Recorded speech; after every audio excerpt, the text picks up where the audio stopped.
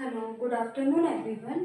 आज के लेक्चर में हम क्या देखेंगे, तो सविनय अवयव आंदोलन का दूसरा चरण देखेंगे और इसमें हम देखेंगे पूना समझौता या पूना पैक्ट। तो ये दो चीज़ें हम पढ़ेंगे।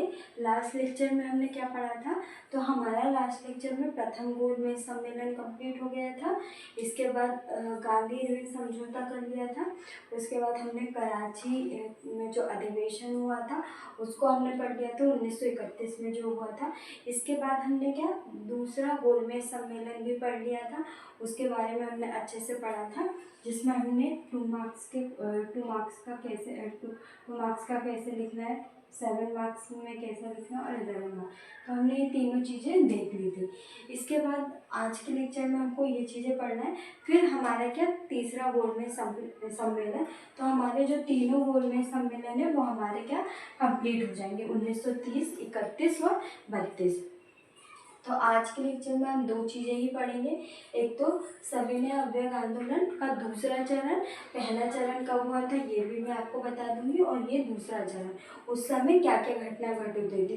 दूसरा जो आंदोलन है वो ज़्यादा इम्पोर्टेंट नहीं है हमारे लिए। सविनय अवयव आंदोलन का पहला आंदोलन है वो इम्पोर्टेंट है। तो हम देख लेते हैं पहले आंदोलन की डेट क्या थी।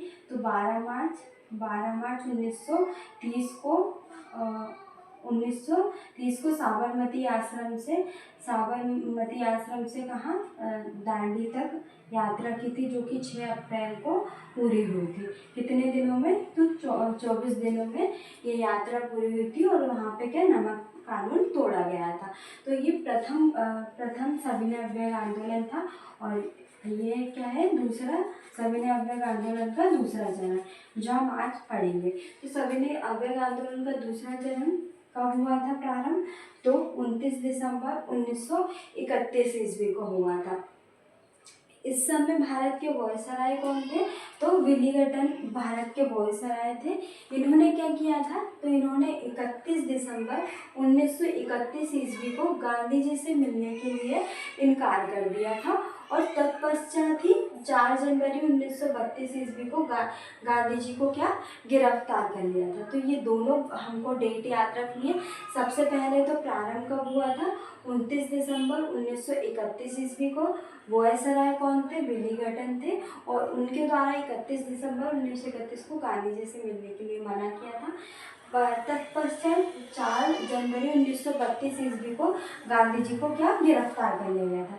इसमें हम देखेंगे कांग्रेस की प्रतिक्रिया क्या क्या रही सविनय अवयव आंदोलन के दूसरे चरण में, और जनता की प्रतिक्रिया क्या रही। तो ये दोनों ही क्वेश्चन हमारे मेंस में पूछ सकते हैं। अगर ये टोटल हमारे 7 मार्क्स में है तो हमको ये दोनों चीज़ें लिखनी है। अगर 2 मार्क्स में आता है तो हम इतनी चीज़ें लिख सकते हैं कि वायसराय कौन थे और गांधी जी को गिरफ्तार कब किया गया था और प्रारंभ कब हुआ। तो ये 3-4 चीज़ें हमारे लिए इम्पोर्टेंट है अगर 2 मार्क्स में क्वेश्चन आता है ना।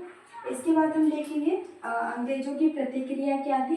तो उन्होंने क्या किया था, नागरिक सैनिक कानून बनाए थे, जिसमें क्या प्रमुख अध्यादेश जारी किए गए थे किसके लिए, नागरिकों के लिए। तो नागरिक सैनिक कानून बनाए गए थे किसके द्वारा, अंग्रेजों के द्वारा। इसके बाद कांग्रेस के संगठनों को क्या कर दिया था, प्रतिबंधित कर दिया था। क्या कर दिया था, जो कांग्रेस के जो संगठन या सम्मेलन हो रहे थे उसको क्या कर दिया था, प्रतिबंधित कर दिया था किसके द्वारा, तो अंग्रेजों के द्वारा ये प्रतिबंधित कर दिया था। और भी बहुत सारी घटना घटित हुई थी। तो इसमें क्या, ये अंग्रेजों की प्रतिक्रिया है। हमको मुख्य रूप से कम चीज़ें लिखना है, क्योंकि हमको अगर ये 7 मार्क्स में आता है तो हमारे लिए इतनी चीज़ें लिखना इनफ रहेगा। इसके बाद जनता की प्रतिक्रिया क्या रही, तो केवल क्या किया, 4 महीनों में लगभग 80,000 सत्याग्रही को क्या जेल में डाला गया था किसके द्वारा, तो अंग्रेजों के द्वारा। कितने, 80,000 सत्याग्रही को जेल में डाला गया था। और हम ऐसा लिख सकते हैं, अंततः अप्रैल 1934 ईस्वी को गांधी जी के द्वारा क्या आंदोलन को वापस ले लिया गया।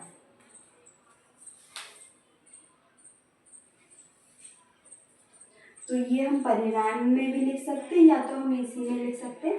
अंततः अप्रैल 1934 ईस्वी को गांधी जी द्वारा आंदोलन को क्या वापस ले लिया गया। तो ये हमारा सविनय अवज्ञा आंदोलन का क्या दूसरा चरण कंप्लीट हो गया, जिसमें हमने प्रारंभ देखा, वायसराय कौन थे भारत के, और कांग्रेस की अंग्रेजों की प्रतिक्रिया क्या रही सविनय अवज्ञा आंदोलन को लेकर, और जनता की प्रतिक्रिया क्या रही।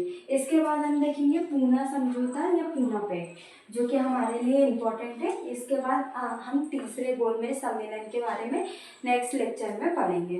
तो पूना समझौता कब हुआ था, ये हमको डेट याद रखनी है। तो 24 सितंबर 1932 ईस्वी को पूना समझौता या इसी को पूना पैक्ट कहते हैं। इसमें क्या किया था, इसी समय कौन थे प्रधानमंत्री, ब्रिटेन के, तो रेमजे मैकडोनाल्ड थे।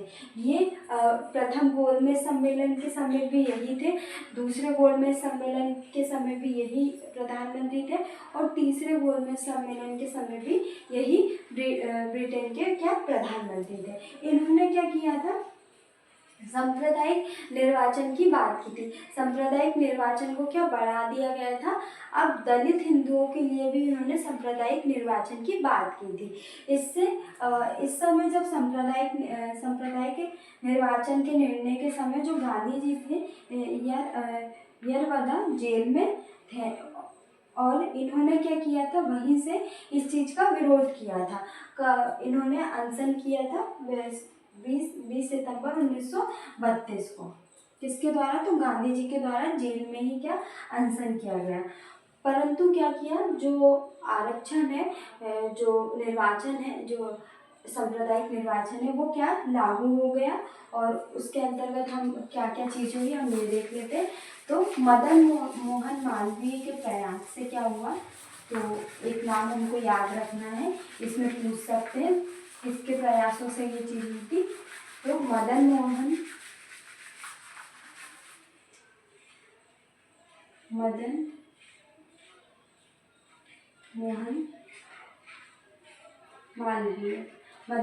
मालवीय के प्रयासों से क्या हुआ था, भीमराव अंबेडकर और गांधी जी में क्या एक समझौता हुआ। भीमराव अंबेडकर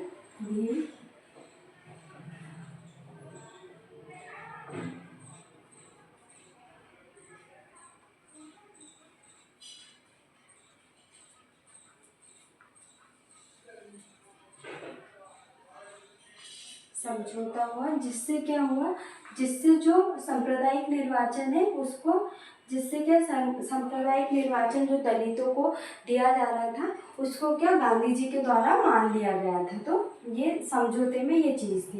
तो किसके प्रयासों से हुआ था समझौता, तो मदन मोहन मालवीय के प्रयासों से। इसमें क्या जो दलितों के लिए जो सीटें थी, दलितों के लिए विधानसभा में सीटों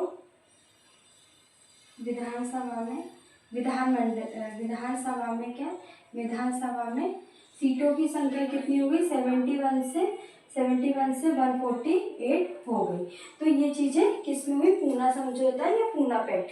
हमको डेट याद रखनी है, प्रधानमंत्री कौन थे उस समय जिसने सांप्रदायिक निर्णय की बात की थी, और गांधी जी और अंबेडकर के बीच समझौता किसने करवाया था, तो मदन मोहन मालवीय के द्वारा किया गया था। और प्रमुख प्रावधान क्या हुआ था, तो पूना समझौता और पूना पैक्ट में, तो अगर हमारे ये 7 मार्क्स में आता है तो हमको ये चीज़ें लिखनी पड़ेंगी, और 2 मार्क्स में तो हमको सिर्फ जो डेट है पूना समझौता कब हुआ था ये याद रखना है, और प्रधानमंत्री कौन थे, और किस चीज़ पे जो पूना समझौता है वो हुआ था।